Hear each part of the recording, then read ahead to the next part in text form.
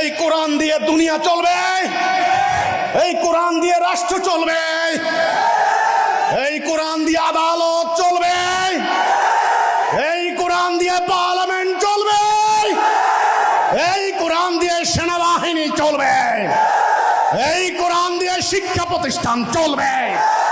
এটাই হলো কোরআন, আমাদের জীবন বিধান, এটাই আমাদের পরিচয়, আমাদের মাথার মুকুট। মানব রচিত রাষ্ট্র ব্যবস্থাকে না বলুন, এই প্রতিবাদী স্লোগানকে সামনে রেখে গাজীপুর জেলা ও মহানগর হিজবুত তৌহিদের আয়োজনে অনুষ্ঠিত হল এক বর্ণাঢ্য ও প্রাণবন্ত কর্মী সভা।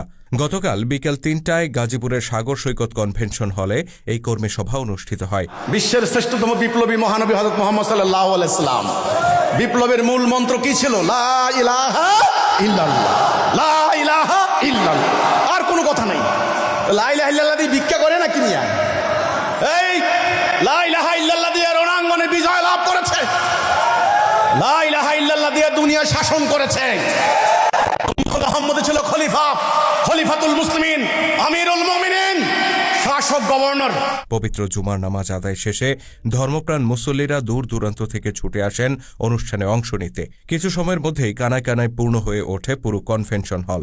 আগত কর্মীরা গভীর মনোযোগে এ সময় অতিথিদের বক্তব্য শ্রবণ করেন। হিজবুত তৌহিদের গাজীপুর ও উত্তরা অঞ্চলের সভাপতি শহীদুল ইসলামের সভাপতিত্বে অনুষ্ঠানে প্রধান অতিথি হিসেবে উপস্থিত ছিলেন সন্ত্রাস, জঙ্গিবাদ ও সাম্প্রদায়িকতা বিরোধী সোসাইটির চেয়ারম্যান এবং হিজবুত তৌহিদের শীর্ষ নেতা ইমাম হোসেন মোহাম্মদ সেলিম। তো আমি মুহতারাম ইসলামী দলের নেতাদেরকে বলতে চাই, আপনারা যদি পারেন তাওহীদের উপরে ঐক্যবদ্ধ হন। তাওহীদ, তাওহীদ, অন্য কোন সরকারের অমুক তমুকের বিরুদ্ধে ঢিল মেরা লাভ হবে না।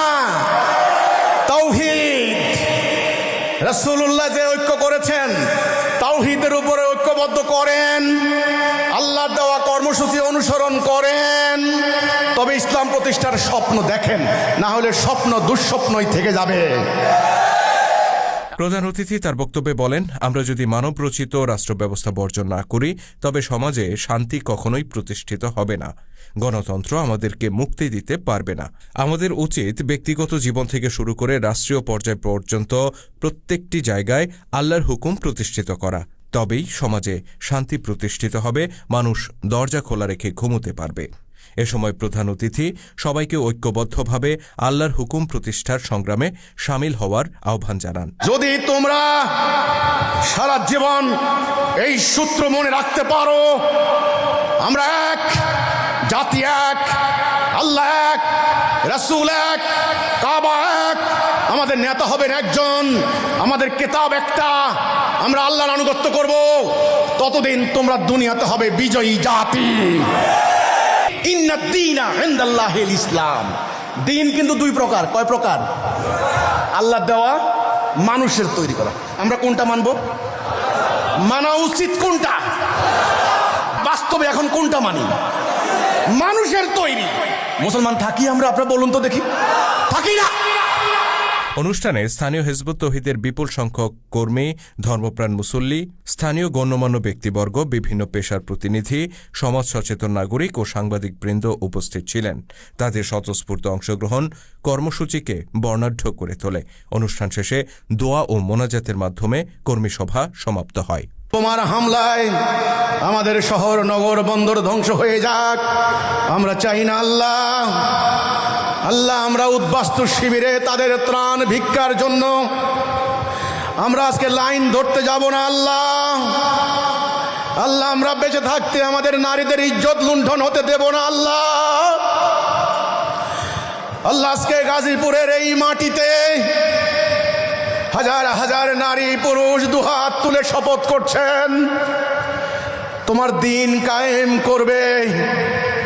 তোমার রাসূল যে দায়িত্ব পালন করে গেছেন, তোমার সাহাবা একরাম, তোমার রাসূলের সাহাবায়ে রক্ত দিয়ে যে দ্বীন কায়েম করে গেছেন, কয়েক শতাব্দী পর সেই দায়িত্ব পরিত্যক্ত হয়ে গিয়েছিল, যার ফলে আমরা ইউরোপিয়ানদের হাতে পরাজিত হয়েছি, আমরা লাঞ্ছিত হয়েছি।